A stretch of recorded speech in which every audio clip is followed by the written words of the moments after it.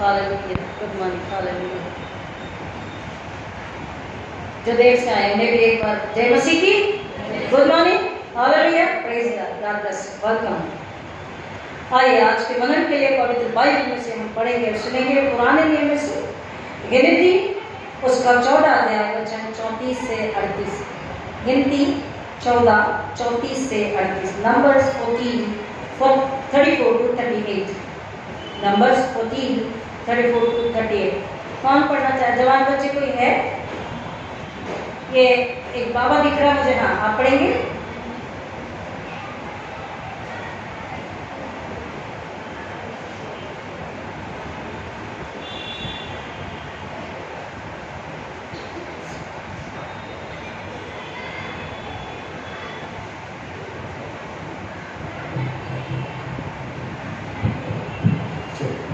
गिनती 14 इसकी 34 आयत से लेके 38 आयत तक। जितने दिन तुम उस देश का भेद लेते रहे अर्थात 40 दिन उनकी गिनती के अनुसार दिन पीछे 1 वर्ष अर्थात 40 वर्ष तक तुम अपने अधर्म का दंड उठाए रहोगे, तब तुम जान लोगे कि मेरा विरोध क्या है। मैं यहोवा ये कह चुका हूँ कि इस बुरी मंडली के लोग जो मेरे विरोध इकट्ठे हुए हैं इस जंगल में मर मिटेंगे और निसंदेह मैं ऐसा ही करूँगा भी। तब जिन पुरुषों को मूसा ने उस देश का भेद लेने के लिए भेजा था और उन्हें लौटकर उस देश की नामधराई करके सारी मंडली को कुड़कुड़ाने के लिए उद्भारा था, उस देश की वे नामधराई करने वाले पुरुष यहोवा के मानने से उसके सामने मर गए। परंतु देश का भेद लेने वाले पुरुषों में से नून का पुत्र यहोवा और यपुत्रे का पुत्र कालेब दोनों जीवित रहे। आमीन। प्रभु परमेश्वर के वचन के पढ़े उसके वचन का आशीष देना। हमें आइए प्रार्थना करें। खुदावन पापों के द्वारा आपके पास फिर आते हैं, विनती करते हैं मेरे मुंह के शब्द हमारे हृदय के विचार आपके कबूल, इसलिए मेरी बार अपनी अधीन से मेरे मोटे को छूकर अपने शब्द बुद्धि ज्ञान अपनी इच्छा दीजिए।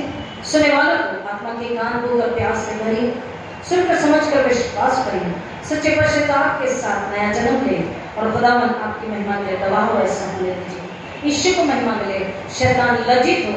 ये सारी ताकत बुद्धि समझ भूख प्यास हम सबों के लिए मांगते हैं यीशु मसीह के नाम में, आमीन। खुदा का शुक्र करते हैं, परमेश्वर की महिमा करते हैं आज के सुंदर पवित्र दिन के लिए, जिसमें फिर एक बार हमें सुंदर अवसर मिला। परमेश्वर ने हमें जीवित रखाया कि उसके भवन में आकर उसके नाम की आराधना महिमा स्तुति हम कर सके। हम उपवास और प्रार्थना के दिनों में हैं और उपवास और प्रार्थना पश्चाताप हमें क्या बताता है हम जानते हैं, और जानने की जितना गहराई में हम जाएंगे बाइबल की, हर बार नया कुछ हमें सुनने समझने जानने के लिए मिलता है। हर बार कुछ ना कुछ नया बाइबल हमें बताती है। अगर हम आत्मा से उसके पास आते हैं, भूख और प्यास से उसके पास आते हैं, तो वचन फिर एक बार हमसे बात करता है। उपवास और प्रार्थना और पश्चाताप हम जानते हैं अपने आप को नम्र करना, अपने आप को शून्य खाली करना, अपने आप को धोना सच्चे पश्चाताप के साथ।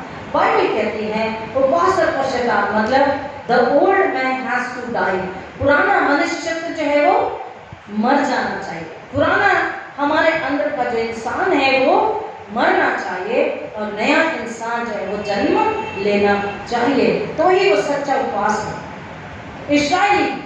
इस्राएली कौम वो भी उपवास करती है, वो भी पश्चाताप करती, टाट ओढ़ती, राख मलती, 40 दिन उपवास प्रार्थना करती, तौबा करती, पश्चाताप करती, परमेश्वर के पश्चाताप को कबूल करता, उन पर तरस खाता, दया करता, उन्हें माफ करता और उन्हें उन पर जो भड़काया क्रोध था वापस ले लेता, उन्हें आशीषित करता, उनकी रक्षा करता, उन्हें बचाता, उन्हें खिलाता पिलाता। लेकिन थोड़े समय के बाद क्या होता? इस्राएली फिर से गुनाह करते, फिर से अधर्म करते, फिर से अपराध करते। परमेश्वर का वचन हमें बता रहा है कि उपवास का मतलब है हमारे अंदर से कल का मनुष्य, भीतरी मनुष्य जो हमारी आत्मा में बुराई पाप बदन में वो निकल जानी चाहिए। हम शारीरिक रूप से मर के गड़ के आत्मा में जीवित होने चाहिए।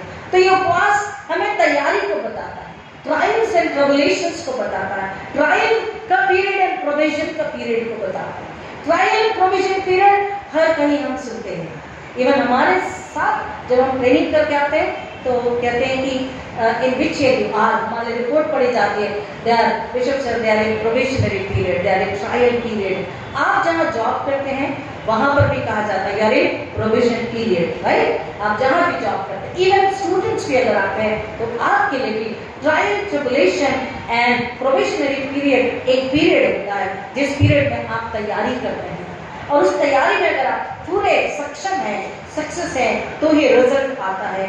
Yes, okay. यहाँ पर बाइबल हमें बताती है कि उपवास के दिन ये 40 दिनों का महत्व है।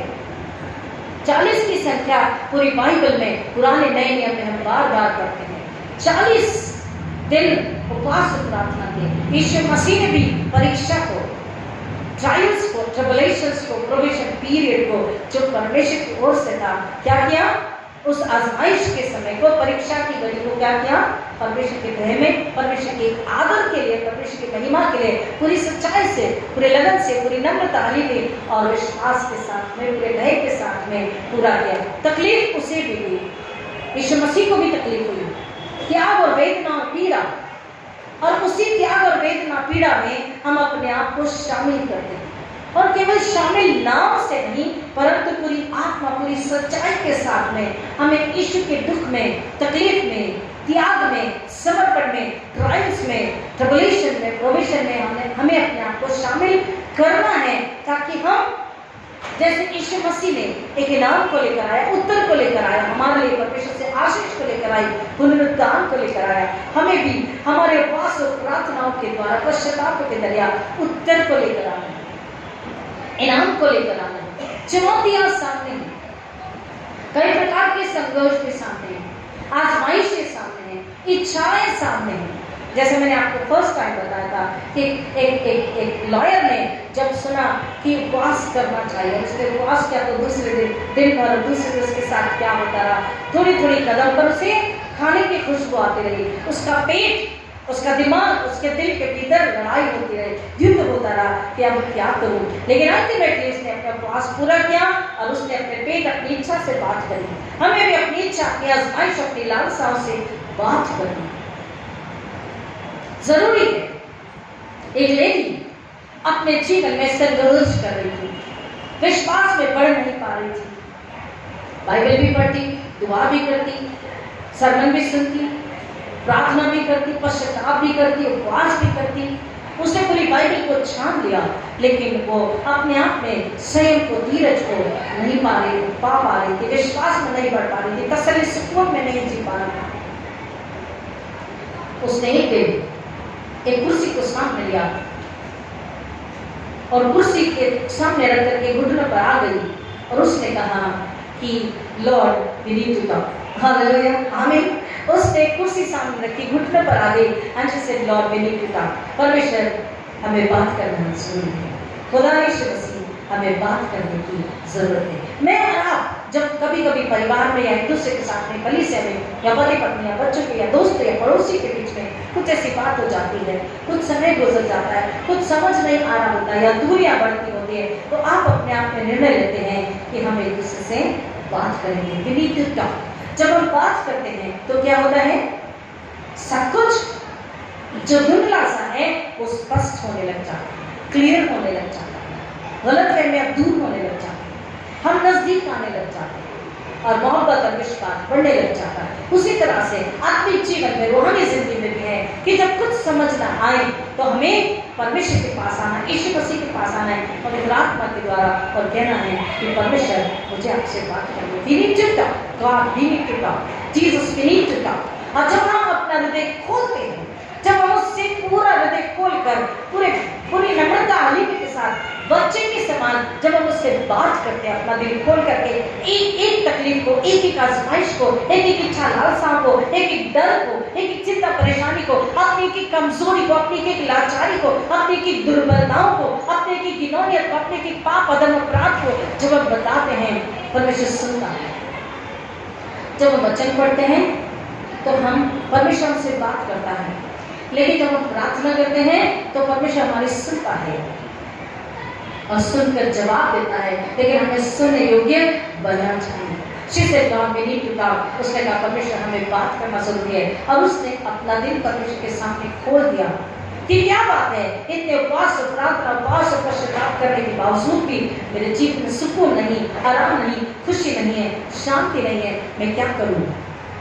और जब वो बात करने लगी, उसके होंठ तो नहीं हिलते थे, लेकिन जब वो अपने हृदय को परमेश्वर के चरण में उंडेल रही है, जब अपनी आत्मा को परमेश्वर के चरण में उंडेल रही है, जब वो पवित्र आत्मा के द्वारा बात कर रही और सुन रही है, तो प्रियो परमेश्वर उसे पिछले जीवन में लेकर के जाता है, उसके कल में उसे लेकर के जाता है, उसके बीते हुए पल में उसे लेकर के जाता है और परमेश्वर से बताता है कि उसकी कमजोरी कहाँ है।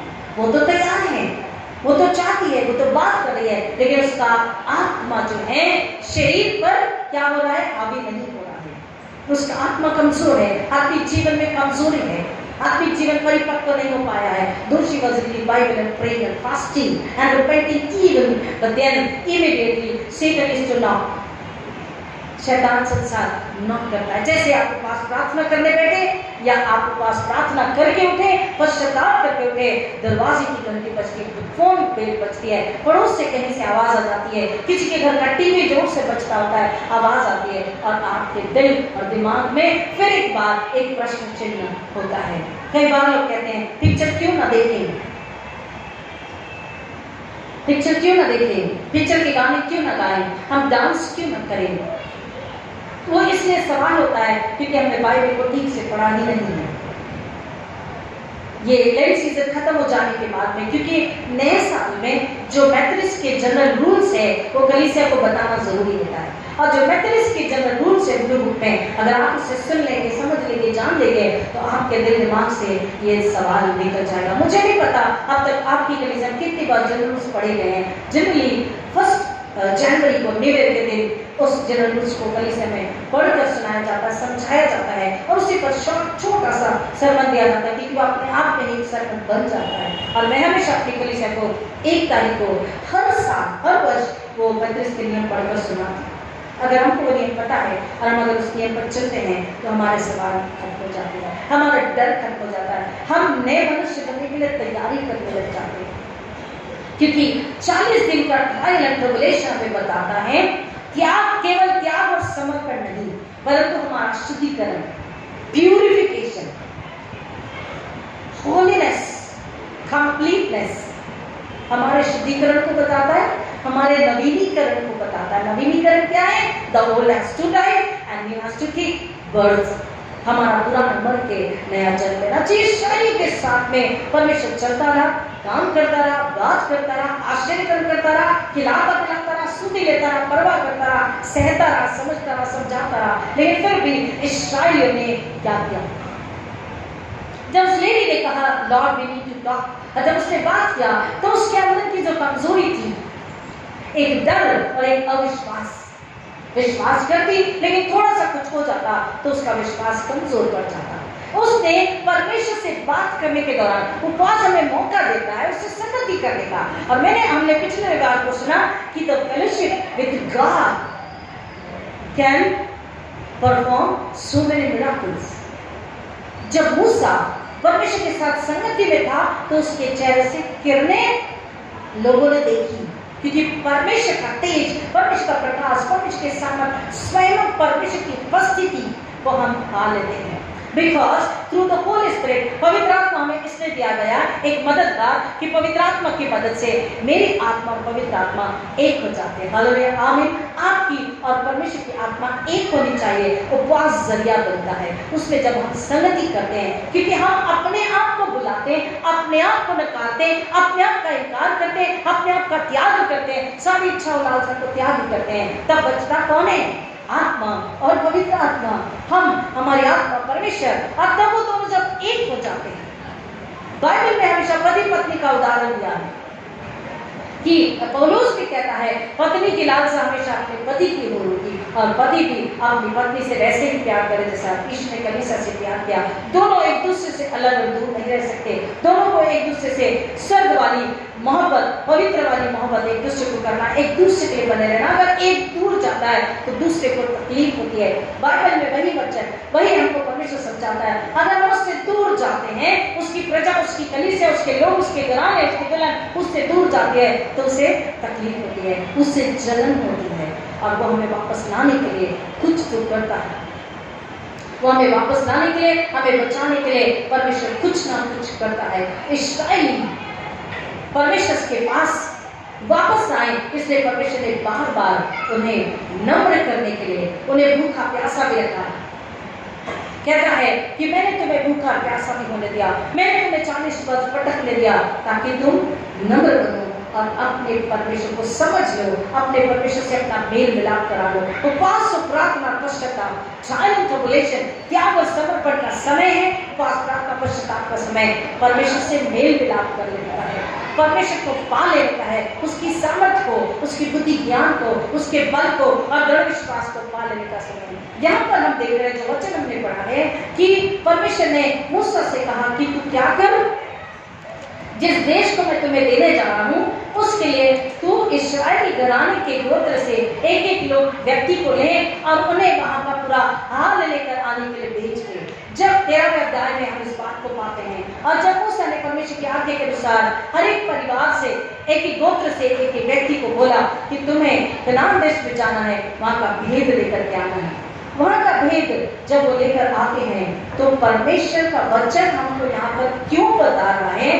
14:34 में 14:34 में, जितने दिन तुम उस देश का भेद लेते रहे, अर्थात 40 दिन उनकी गिनती के अनुसार, दिन पीछे 1 वर्ष, अर्थात 40 वर्ष तक तुम अपने अधर्म का दंड उठाए रहोगे। भाई ये क्या बात हो गई?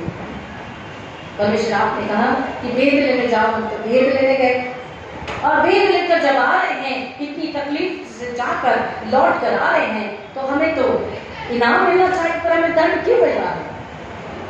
लेकिन परमेश्वर का वचन अगर गहराई से पढ़ेंगे समझेंगे तो परमेश्वर का वचन हमें बताता है कि परमेश्वर आशीष देने वाला भी परमेश्वर है और आशीष को वापस ले लेने वाला भी परमेश्वर है। लेने की सामर्थ्य उसमें है, उसका हक है, उसका अधिकार है। परमेश्वर जब कोई काम देता है, परमेश्वर जब कोई इच्छा जाहिर करता है, परमेश्वर हमें जब कुछ आज्ञा देता है, तो उसको हमको आत्मा और सच्चाई से, पूरी लगन से, पूरे प्रेम से, दृढ़ विश्वास में पूरा करना है। परमेश्वर ने सिर्फ ये कहा कि देख कर आओ। यहाँ पर लोगों ने देख कर आकर क्या बताया कि नहीं, उस देश में हम नहीं जा सकते, उस देश पर हम अधिकार नहीं ले सकते, क्योंकि वहां के लोग जो है जाइंट काइंड के लोग हैं, सामर्थी लोग हैं, और हम उनके सामने बहुत ही छोटे कमजोर से लोग हैं। प्रियो, यहाँ पर उन लोगों ने कौन सा गुनाह किया? क्योंकि वचन क्या कह रहा है कि तुम 40 दिन, एक दिन के बराबर 1 वर्ष, यानी 40 वर्ष तक तुम अपने अधर्म का दंड उठाए रहोगे। परमेश्वर यहाँ बता रहा है कि मैं इकलौता एक परमेश्वर हूँ। अभी हमने गीत को भी गाया और सुना, मैं ही इकलौता एक परमेश्वर हूँ, मैं ही इकलौता एक उद्धार करता परमेश्वर हूँ, मैं ही इकलौता एक सामर्थी परमेश्वर हूँ, सच्चा और न्यायी और दर्द से न्याय करने वाला इकलौता एक परमेश्वर हूँ। अगर मेरी प्रजा मुझ पर विश्वास करे, मेरे बताए मार्गों पर चले, तो मैं उनके लिए पीढ़ी दर पीढ़ी आशीष को उन देता हूँ। लेकिन मेरी प्रजा मुझ पर विश्वास न करके संसार पर, शरीर पर, मनुष्य की ताकत पर अगर विश्वास रखे, तो मैं उनके इस अधर्म को कदापि माफ नहीं कर सकता। कई बार हम ये सवाल करते हैं, मैं ही क्यों, मैं ही क्यों, हम ही क्यों, हमारा ही घराना क्यों, मेरा ही परिवार क्यों, हमारे ही साथ क्यों? हम सवाल करते हैं कि ऐसा हमारे साथ क्यों हो रहा है, इतनी तकलीफें, इतनी परेशानियां, इतना संकट क्यों है, नुकसान पे नुकसान, बीमारी पे बीमारी, एक्सीडेंट पे एक्सीडेंट, मौत पे मौत, तलाक पे तलाक, नुकसान पे नुकसान, चोरी पे चोरी, ऐसा क्यों? बहुत ही रीसेंट की बात है, मेरी कलीसिया की बात है। कुछ साल हुए, पास्टर कॉन्फ्रेंस हुई और पास्टर की सैलरी, बजट डिस्कस हुआ, पास्टर की सैलरी पर बात हुई। 2 लोग, 2-4 लोग बाहर जाकर अपने मोबाइल निकाल कर कैलकुलेशन किया, बोला इतना देना पड़ेगा पादरी को मंथली। और वो बड़बड़ाई और ट्रेजरर के पास जाकर गए, फाइनेंस कमेटी चेयरमैन के पास जाकर बोले आपने क्यों हाँ कह दिया। उन्होंने कहा भाई हमने हाँ नहीं कहा, ये कमेटी ने हाँ कहा और ये जो है हमें करना है। वो लोग नाश्ता होने तक रुके, उसके बाद चले गए, उसके बाद चल जाना छोड़ गए, गुस्से से चले गए। उसके बाद उस व्यक्ति के जीवन में जो परेशानी आई उन्होंने खुद आकर के बताया, जिस बिजनेस में आज डालता हूँ अच्छा बिजनेस होता है, सब कुछ अच्छा होता है, सर्कल अच्छा होता है, लोग अच्छे मिलते हैं, लेकिन जैसे मैं कदम रखता हूँ वो बिजनेस गिरने लग जाता है, नौकरी से मुझे निकाल दिया जाता है। ये एक की गवाही थी, दूसरी की गवाही बस 2 महीना ही गुजरा होगा। उन्होंने बताया कि उनके घर में वो कुछ काम से बाहर गए थे, अब नागपुर में ही थे, बाहर गाँव में अपनी मम्मी के घर नागपुर में ही गए थे। मुझे फोन किया कि मेरे बच्चे का बाप्तिज्म सर्टिफिकेट, डुप्लीकेट सर्टिफिकेट चाहिए, तो मैंने कहा मुझे कुछ प्रूफ दे दीजिए, मैं दे दूंगी। उन्होंने कहा कि पाली साहब reverend, they call me reverend, कुछ भी नहीं बचा है। मैंने कहा क्या कह रहे हैं? तो कह रहे हमारा घर, हम घर पर लेके, हमारे घर को चोरों ने ढूंढ कर लेके गया, पूरा घर में सिर्फ पेपर बिखरे पड़े हैं, सोना जितना था, पैसा जितना था, सब लेकर के चले गए, सिर्फ पेपर यहाँ बिखरे पड़े हैं, कोई फाइलें जो काम की है वो नहीं है, सिर्फ पेपर, बिना काम के पेपर बिखरे पड़े हैं। मैंने कहा क्यों, क्या हुआ? बोले पता नहीं, मैं महीने में चोरी हुई और हमारा घर नुकसान हो गया। मैंने कहा कोई दुआ करेंगे, बुरा तो लगा, पर जब मैं दुआ करने बैठी तो सडनली, यकीन मानिए, सडनली पवित्र आत्मा ने याद दिलाया कि इन्हीं के हस्बैंड थे जिन्होंने बहुत बुरी तरीके से बात करी थी। जिस तरीके से वो सामने की बेंच पर बैठे थे, डीएस साहब के सामने, उनका जूता डीएस के सामने वो वेदी की तरफ आ रहा था, और जिस तरीके से वो बात कर रहे थे, पीछे टिक करके ऐसे लंबे बैठ करके, जैसे हम सोफे पे घर में आराम से बैठते हैं, ऐसे बैठकर वो बेइज्जती से बात कर, गुस्से से बात करके, उन्होंने ना खुदा का सम्मान किया, ना जो डिसिप्लिन है उसका, ना पादरी का, ना डीएस का। और कई महीनों से उन्होंने अपना चर्च बन के नहीं किया, फिर भी बड़ी बात कर रहे थे, गुस्सा कर रहे थे। मुझे लिटरली दुआ में याद आया कि ये परमेश्वर का क्रोध है जो घर से सोना भी चला गया, पैसा भी चला गया, इंपॉर्टेंट डॉक्यूमेंट्स भी चले गए, कहने लगी हमारे पास कुछ नहीं बचा। और उन्होंने मांगा किससे? आई किसके पास? मेरे ही पास, जिसके खिलाफ उन्होंने बात करी। देखिए बाइबल हमें क्या बताती है। अब उनका सवाल था कि मैं ही क्यों, मेरा ही परिवार क्यों? यहाँ बात खत्म नहीं हुई, थोड़े दिन में उन्हें स्टमक कैंसर हुआ, और इस बुरी तरह कैंसर हुआ कि फिर ट्रीटमेंट में जो था वो चला गया, और छोटे छोटे बच्चे, 11वीं 12वीं में बच्चे, और बोले की मौत हो गई, कैंसर से उनकी मौत हो गई। शैतान के जब हम गुलाम बनते हैं, शैतान गुलाम बनाता है, जिंदगी बहुत अच्छी लगती है, सुकून के आराम की जिंदगी लगती है, लेकिन शैतान जिस पल में मुस्कुराहट देता है उसी पल हमें, हमारे जीवन में हम आंसू को लिखवा चुके होते हैं।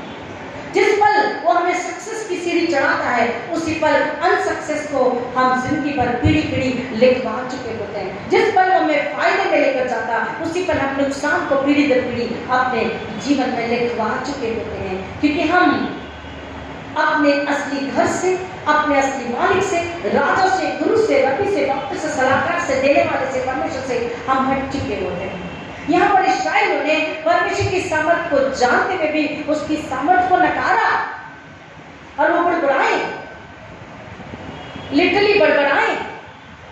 उन्होंने परमेश्वर को कोसा, उन्होंने कहा कि अच्छा होता हम मिस्र में ही होते, परमेश्वर यहाँ पे मरने के लिए क्यों लेकर आया है? और परमेश्वर कहता है क्योंकि तुमने परमेश्वर की सामर्थ पर भरोसा नहीं रखा। प्रार्थना, पश्चाताप, उपवास हमारे अविश्वास का इलाज करता है, उपाय करता है। हमारी कमजोरी का जो आत्मिक है उसका उपाय करता, उसका इलाज करता है। हमें समर्थ को, हमें दृढ़ विश्वास को, हमें त्याग को, हमें समर्पण को, हमें परमेश्वर की संगति को, परमेश्वर के लिए भूख और प्यास को लेकर के आता है। हमें उपयोगी नम्र पात्र बनाता है। उपवास, प्रार्थना, पश्चाताप, हम जब परमेश्वर की संगति में आते हैं तो हमें अपनी सामर्थ, स्वर्गीय बुद्धि, ज्ञान से भरकर एक पात्र को बनाता है, ऐसा पात्र जो परमेश्वर के लिए महिमा लेकर के आता है और मनुष्य की मदद भी करता है, मनुष्य अगुवाई भी करता है, है कि वो सीधे मार्ग पर चले। यहाँ पर वचन हमें बता रहा, परमेश्वर ने कह रहा कि तुम 40 दिन उस जगह में गए, मैंने तुम्हें उस जगह का भेद लेने के लिए भेजा, लेकिन अब क्योंकि तुमने परमेश्वर की सामर्थ को नकारा, परमेश्वर की सामर्थ पर अविश्वास दिखाया और मनुष्य से तुम डर गए, वहां की सामर्थ उनके जायंट रूपों को देख करके तुम डर गए हो, इसलिए तुम्हारा ये गुनाह, परमेश्वर पर विश्वास नहीं करना, उसकी सामर्थ पर विश्वास नहीं करना, ये गुनाह है और इसलिए इस गुनाह के बदले मैं तुम्हें दंड दूंगा। अब परमेश्वर बता रहा है कि वो न्याय करने वाला परमेश्वर है और उसका न्याय सच्चा है, उसके दंड से हम बच नहीं सकते, उसका दंड असहनीय है, कोई हमें चुरा नहीं सकता। यहाँ पर इंग्लिश की जो ट्रांसलेशन है, अलग अलग इस वचन के लिए जो ट्रांसलेशन है, वो कह रहा है, वो जो वचन यहाँ पर है, अर्थात 40 दिन यानी एक दिन के पीछे 1 वर्ष, अब तुम 40 वर्ष तक अपने अधर्म का दंड उठाए रहोगे, तब तुम जान लोगे कि मेरा विरोध क्या है। इसका इंग्लिश में डिफरेंट ट्रांसलेशन है, then ye shall know my displeasure, then ye shall know my hostility, then ye shall know my breaking off, यानी कि मैं तुमसे कैसे रिश्ता तोड़ लेता हूँ, तुम में और मुझ में कैसी दूरी आ जाती है, मेरा दिल दुखाना, मैं तुमसे कितना अप्रसन्न हूँ तुम देख पाओगे। then ye shall know my rejection, तुमने मुझे नकारा, तुमने मुझे रिजेक्ट किया, अब तुम देखोगे रिजेक्शन का एक्चुअल मायना क्या है, जब मैं तुम्हें रिजेक्ट करूंगा, क्योंकि परमेश्वर अगर रिजेक्ट करे तो कोई भी हमें सिखा नहीं सकता और किसी भी मदद हमें, सुरक्षा हमें बचा नहीं सकती। Then ye shall know my opposition, परमेश्वर पर विश्वास नहीं करना, उसकी सामर्थ पर विश्वास नहीं करना, परमेश्वर के साथ विरोध लेना है, और परमेश्वर के साथ अगर विरोध लिया, परमेश्वर अगर हमारा बैरी है तो हमें बचाने वाला कौन हो सकता है। Then ye shall know my alienation, then ye shall know my fiery anger, ye shall know my revenge। कितने सारे ट्रांसलेशन है इस विरोध के बदले में, तुम जान लोगे कि मेरा विरोध क्या है, मेरा आग से भरा हुआ फायरी एंगर जिससे कोई नहीं बचा सकता। Then ye shall know my revenge, क्योंकि परमेश्वर जब आशीष को देता है, हम आज्ञाकारी होकर उसके साथ जब चलते हैं, उसकी महिमा के लिए सच्चे मसीह होते हैं, तो हम आशीषों को पाते हैं, वो आशीष पीढ़ी दर पीढ़ी मिलता है। लेकिन जब हम उसका अपमान करते हैं, उसकी सामर्थ पर हम विश्वास नहीं करके उसका अपमान करते हैं, यानी हम लिटरली शैतान को मौका देते हैं, शैतान को अवसर देते हैं, शैतान की ताकत पर भरोसा रखते हैं, उसका आदर करते हैं, यानी हमने क्या किया, अपोजिट, जैसे बोलते ना कि अपोजिशन के साथ हमने हाथ मिला लिया, अपोजिट पार्टी के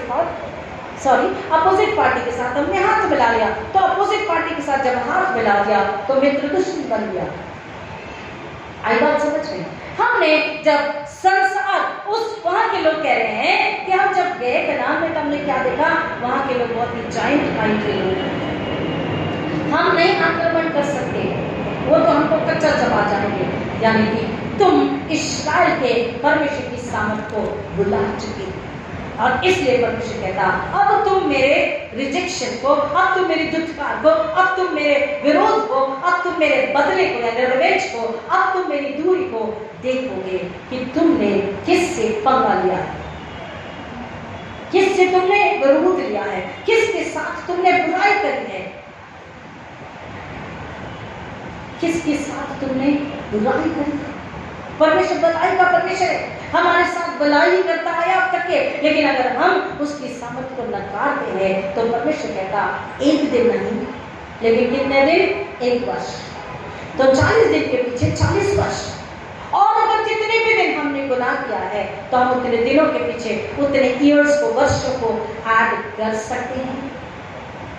तो हमारे सवाल का जवाब मिल जाएगा, मैं ही क्यों, मेरा ही गिरावट क्यों, हमारे ही जीवन में तकलीफें क्यों, नुकसान क्यों, क्योंकि हमने परमेश्वर से बैर लिया, परमेश्वर की सामर्थ को नकारा, हमने उस पर विश्वास नहीं किया। और परमेश्वर का वचन कहता है जो मर गए, आगे हमने वचन को सुना कि वो लोग मर गए, क्यों, क्योंकि परमेश्वर से बैर लिया, विरोध किया, बुड़बुड़ाया, और उसका अंजाम क्या हुआ, वो मर गए, क्योंकि परमेश्वर का विरोध, परमेश्वर का न्याय, परमेश्वर का दंड क्या है, मौत, और वो मर गए। तो वचन कह रहा जो लोग मर गए परमेश्वर के strongest judgement, the true judgement, the righteous judgement में वो मर गए, और जो मर गए,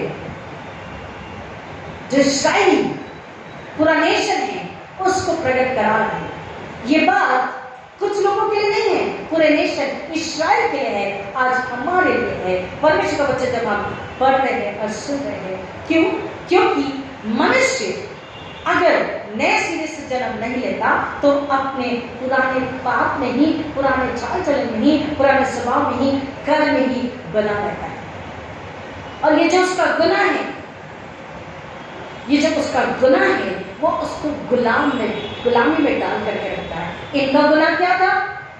डर और अविश्वास, डर और अविश्वास कि नहीं वो लोग आक्रमण करेंगे और हम हार जाएंगे। परमेश्वर का वचन हमको बताता है, जब हम परमेश्वर के साथ चलते हैं, गिनती 3:11 वचन में हमको बता रहा है, तब 40 वर्ष तक देश में शांति बनी रही। इसके पहले के वचन को हम बाद में पढ़ सकते हैं, तब वक्त हमारे पास में नहीं है, लेकिन वचन यहाँ पर बता रहा है कि जब हम परमेश्वर से दूर चले जाते हैं, हम उसकी सामर्थ्य पर विश्वास नहीं करते हैं, जब हम सच्चा पश्चाताप नहीं करते हैं, जब आत्मा में जीवन नहीं जीते हैं, तब हमारे जीवन से शांति, खुशहाली, बरकत, इनाम, चंगाई चली जाती है। लेकिन जब हम परमेश्वर के पास लौट कर आ जाते हैं, इसका मतलब बाइबल हमें क्या बता रही है? पिछले बार हमने सुना, हमें लौट कर आना है। जोएल में कहता है, जोएल 2:12 में, अब भी यहोवा परमेश्वर की वाणी है कि तुम रोते पीटते, छाती पीटते, विलाप करते, पास प्रार्थना करते, यहोवा परमेश्वर के पास लौटा।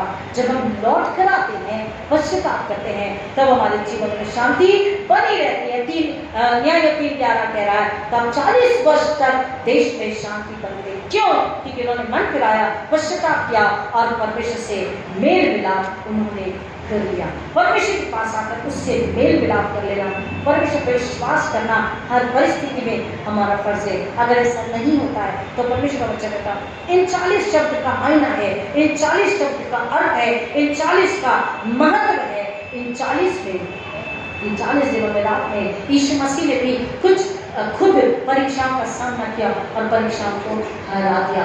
अब हमारे सामने अगर आजमाइश है, परीक्षाएं हैं, तो हराने के लिए हम योग्य नहीं हैं, हमें कुवत नहीं, लेकिन हम बोले, यीशु मसीह मेरी आजमाइशें, मेरी परीक्षाएं, हमारी आजमाइशें, हमारी परीक्षाएं, हमारे संकट, हमारी कमजोरी, हमारा डर, हमारा डिस्बिलीफ, हमारा विश्वास हम यीशु आपके चरण में रखते हैं, क्योंकि केवल आप ही शैतान को गुड़की लगा के आप ही हरा सकते हैं।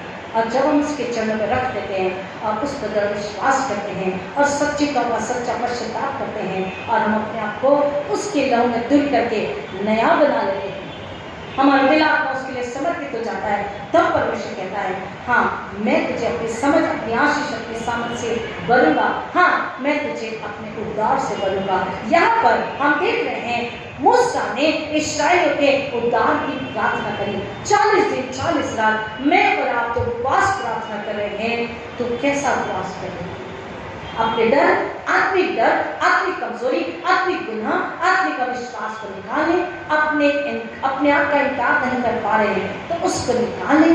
अपने आप को विश्वास में बढ़ाने, परमेश्वर संगति रिश्ता मजबूत और सच्चा और पवित्र बनाने, निर्मल कोमल बनाने, दृढ़ विश्वास में आने और उसके साथ संगति करके उसकी सामर्थ, उसके तेज से, उसके प्रकाश से बढ़ जाने के लिए और दूसरे के उद्धार के लिए उपवास प्रार्थना मेरी और आपकी होनी चाहिए। अगर ऐसा है तो परमेश्वर कहता, हाँ आज ही मैंने तेरे उपवास को, पश्चाताप को, दुआ को कबूल किया है और मैं तुझ पर अपने उद्धार को दे रहा हूँ। मैं अपने दूतों को भेज रहा हूँ कि वो तुम्हें क्या करेंगे? They will run away you. Angels with heavenly, God's angel, holy angels will take charge over you and your family, over your bodies, and they will renovate, repair and restore. कहीं भी टूट है, कहीं भी अनबन है, कहीं भी डर है, कहीं भी अविश्वास है, अर्थात हमने अपना उपवास पूरा आत्मा और सच्चाई से नहीं किया। रोटी खा करके वो उपवास कर सकते थे। हम उससे मांगे कि परमेश्वर, हम एक दिन के बदले 1 वर्ष का दंड अपने ऊपर नहीं चाहते। हमें क्या प्रार्थना करनी है? परमेश्वर, हम अपनी कमजोरी को, गुनाह का विश्वास को मान लेते हैं, पूर्वजों के गुनाह के लिए हम पश्चाताप करते हैं, माफी मांगते हैं। अगर हमने उचित तरीके से उपवास नहीं किया तो भी हम पश्चाताप करते हैं, और इसके बाद हम उस गुनाह में कदम, उस राह पे कदम नहीं रखेंगे। हम इस्राएलियों की तरह न कुड़कुड़ाएंगे, न डर में जाएंगे, न संसार से, न शैतान से, शरीर से डरेंगे। परमेश्वर आपकी सामर्थ्य बनी है। आपका भय बुद्धि को लाता है और बुद्धि जीवन को लाती है। हालेलुया। परमेश्वर का भय बुद्धि को लाता है और बुद्धि जीवन को लाती है। नम्रता, परमेश्वर कहता है नम्र हो जा, उपवास में, पश्चाताप में नम्र हो जा। नम्रता के दाहिने और बाएं हाथ में धन, सम्मान और दीर्घायु है। सामना की बात को पढ़ेंगे, सलमान उसमें कहता है कि जैसे उन्होंने मरीबा में अपने मन को कठोर किया था, तुम अपने मन को कठोर मत कर। How do we perform our fasting and repentance? हम अपने फास्ट का पश्चाताप कैसे उसके जीवन में रखें? हर परिस्थिति में नम्रता, पवित्रता, त्याग, समर्पण, देना और विश्वास के साथ है, नहीं है, बहुतायत में है, कमी गति में है, तो भी पहले अपनी आत्मिक छवि को, आत्मिक रूप को झांके और कहें कि हाँ, इसमें कमजोरी है, इसमें लाचारी है, इसमें दूरी है, इसमें अविश्वास है, इसमें अधर्म है। क्योंकि परमेश्वर का वचन कह रहा, तुमने अविश्वास किया, तुमने मेरी सामर्थ्य को नकारा, तुमने क्या किया? अधर्म किया। हमें ना ही परमेश्वर का बदला हम सह पाएंगे, ना उसका रिजेक्शन सह पाएंगे, ना उसका विरोध सह पाएंगे, ना उसका गुस्सा सह पाएंगे। हम कुछ भी नहीं सह सकते। परमेश्वर का वचन हमको बताता है 15:31 में, गिनती की किताब 15:31वां वचन, नंबर्स 15:31, वह जो यहोवा का वचन तुच्छ जानता है और उसकी आज्ञा का टालने वाला है, इसलिए वह प्राणी निश्चय नष्ट किया जाए, उसका दंड उसी के सिर पर पड़ेगा। क्या कह रहा वचन? जो परमेश्वर के वचन को तुच्छ जानता है, इसलिए कह रहा जब तक उसका वचन सुनो तो कराओ, हाँ, विश्वास करो। लेकिन अगर जो वचन को तुच्छ जानता है और उसकी आज्ञा को टाल देता है, वह प्राणी निश्चय नाश किया जाएगा, नष्ट किया जाएगा। परमेश्वर का गुस्सा, परमेश्वर का न्याय, परमेश्वर का दंड, परमेश्वर का जजमेंट क्या है? हम और हमारे घराने नाश हो जाएंगे। लेकिन वहीं पर लौट कर आने में क्या हमारा फायदा है? हम और हमारे घराने परमेश्वर के प्रेम को, परमेश्वर की आशीष को पीढ़ी दर पीढ़ी के लिए लेकर आते हैं, और हम खुशहाली, शांति, आनंद और बहुतायत में और उद्धार में जीवन को जीते हैं। हमारी आने वाली पीढ़ियों के लिए हम सोचे। हमने अगर अपने बारे में नहीं सोचा तो परमेश्वर से कहें कि परमेश्वर दया कर, हम माफी मांगते हैं। हम अपनी आने वाली पीढ़ियों के लिए, बच्चों के बच्चों के बच्चों के बच्चों के बच्चों के बच्चों के बच्चों के लिए सोच रहे हैं, 7 पीढ़ी, 3,000 पीढ़ी, कि वो इस दंड के भागी न बने। क्योंकि वचन कह रहा है कि आगे हम, मैं कह चुका हूँ, मैं यहोवा ही कह चुका हूँ, इस बुरी मंडली के लोग जो मेरे विरुद्ध ही करते हुए हैं, इसी जंगल में मर मिटेंगे, और निस्संदेह मैं ऐसा ही करूँगा भी। और आगे वचन को देखते हैं कि वैसा ही हुआ। परमेश्वर का वचन कहता है, तब जिन पुरुषों को मूसा ने इस देश का पेड़ लेने के लिए भेजा था, और उन्होंने लौटकर उस देश की नामधराई करके सारी मंडली को गुड़गुड़ाने के लिए उभारा था। Sometimes or many times it so happens that we create fear and disbelief in some other families or people too. हम कई बार हमारी वजह से दूसरों में भी डर को, आत्मिक डर और आत्मिक कमजोरी, आत्मिक अविश्वास को भी पैदा कर देते हैं। यहाँ पर वचन क्या कह रहा? जिन्होंने सारी इस्राएली कौम को, कलीसिया को, मंडली को कह रहा है कुड़कुड़ाने के लिए उभारा था। सारी मंडली तो नहीं गई थी, परिवार से एक व्यक्ति गया था, लेकिन जो गए थे 2 को छोड़कर सभी ने क्या किया? उन लोगों को कुड़कुड़ाने के लिए उभारा, यानी कि प्रेरित किया, प्रोवोक किया। हम वचन कहता है न ठोकर खाओ न खिलाओ, क्योंकि जो ठोकर खाता और खिलाता है, पर परमेश्वर का वचन कहता भला होता कि चक्की का पाट उसके गले में लटकाया जाता और उसे नदी में छोड़ दिया जाता, वो वापस वहां से नहीं आ सकता, तैर के निकल नहीं सकता। परमेश्वर का वचन कह रहा है जिन लोगों को सारी मंडली को परमेश्वर की नामधराई करने के लिए, परमेश्वर को अविश्वास करने के लिए, कुड़कुड़ाने के लिए उभारा था, उस देश की वे नामधराई करने वाले पुरुष यहोवा के मारने से उसके सामने मर गए। मूसा के सामने, यहोवा के मारने से, किसी और के नहीं। जीवन मृत्यु, जीवन की आशीष और मृत्यु का कोप केवल अधिकार किसके पास है? सामर्थी यहोवा एकलौता एक परमेश्वर के पास साक्ष्यों का मुंबा भी है, एकलौता को दान करता परमेश्वर भी है, हमेशा हमेशा का अपनी को दान ही रहते और गीत गाया और गीत ये भी गाया योग्यता से बढ़ के दिया, मांगने से ज्यादा दिया, फिर भी इस्राएली उसकी सामर्थ को बुलाकर कहीं आज ऐसा न हो कि मैं और मेरे घराने आप और आपके घराने हम भूल करके उसकी सामर्थ को भूल करके आपकी डर अविश्वास को बुलाहट में तो नहीं जी रही। अपने आप को ढूंढिए, अपने आप को तोड़िए, अपने आप को पाइए, खुदा पवित्र आत्मा से बुलाइए और कहिए कि हाँ हमें कमजोरी है, हम इसे जान कर ध्यान देते, हम बदया करके माफ करें और परमेश्वर ये क्रोध हम पर, हमारे परिवार पर, अपना विरोध, अपना गुस्सा, अपना वैर, अपना बदला प्लीज हम पर से, हमारे घराने से उठा लीजिए कि पीढ़ी दर पीढ़ी हमारे बच्चे इस दंड की भागीदारी न करें, क्योंकि परमेश्वर जिस बात को ध्यान देता है, परमेश्वर कैसा परमेश्वर है? विलंब से क्रोध करने वाला, अति करुणा पे, वो विलंब करता है। He delays his anger upon you and upon all the believers and upon me and everyone. But if you continue, if I continue, if we all continue disobeying and disbelieving, then he is a just God.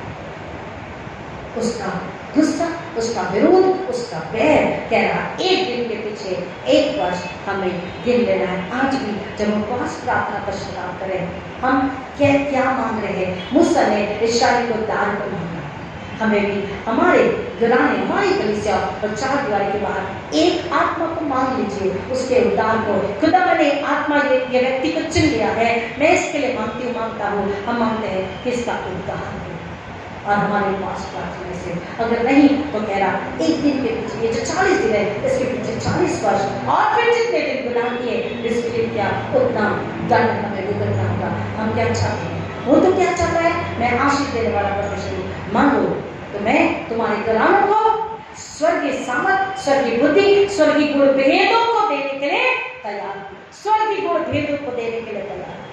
पौलुस ने जो कलीसिया का सताने वाला था, जब परमेश्वर ने उसे आवाज दी और उसने सच्ची तौबा किया, उसने जब यीशु मसीह को अपना दिल आत्मा सब कुछ दे दिया, परमेश्वर ने उसे स्वर्ग के दर्शन की तरह दी। प्रिय, हम क्या चाहते हैं इस उपवास प्रार्थना में? शारीरिक, मानसिक, आर्थिक या केवल स्वर्गीय, केवल आत्मिक चुनाव हमारे ऊपर है, क्योंकि परमेश्वर के क्रोध को हम बर्दाश्त नहीं कर सकते, लेकिन ये भी याद रखना है कि वो निष्ठा है। तो हम कह रहे हैं lord we need to talk, हम उससे बात करें ताकि उस बातचीत के दौरान हम अपने आप को ढूंढ लें और हम सच्चा पश्चाताप कर लें, हम नए बन जाए, हमारा पुराना नया निकल जाए और हम नए होकर उसके आशीष को पाएं, ताकि वो आशीष संसार में उसकी गवाही बने। खुदा को नहीं माने आगे तो खुदा हम फिर एक बार आपसे मांगते हैं, हमने जो सुना समझा है सीखा जाना है, हम आपका धन्यवाद शुक्र करते हुए आपके पास आत्मा में आ जाएं, ताकि हमारी आत्मा हमारे खानदान नाश में से बच जाए, आपके क्रोध, आपके बैर, आपके बदले से, गुस्से से, फायरिंग एंगर से बच जाए और हम एक ऐसा जलता दीप बने, एक ऐसी जिंदा गवाह बने, एक ऐसा धर्मी नम्र पात्र बने जो एक आत्मा को बचाए, यीशु की सूली को महिमा लेकर आए, हमारे उपवास दूसरों के लिए उद्धार को लेकर आए, हमारे पश्चाताप दूसरों के लिए छुटकारे को लेकर आए, हमारी प्रार्थना दूसरों के लिए नाम आशीष को उत्तर को लेकर आए। यह आपसे मांगते हैं पिता परमेश्वर, हरे को शांति से, नए आत्मा से, अपनी बुद्धि, अपने प्रेम, अपने वह से आप विदा कीजिए। जो हर एक सुन रहे हैं पहली बार सुनेंगे उन्हें यीशु के लिए छुपाते हैं, प्रार्थना को उद्धार करता और यीशु मसीह के नाम मांगते हैं, जल्दी से मेरे आशीष नहीं दीजिए, आमीन। और अब हमारे प्रभु प्रभु मसीह का अनुग्रह और विश्व पिता का प्रेम और पवित्र आत्मा की संगत और शांति अब सबों के साथ हमेशा हमेशा बनी रहेगी, आमीन।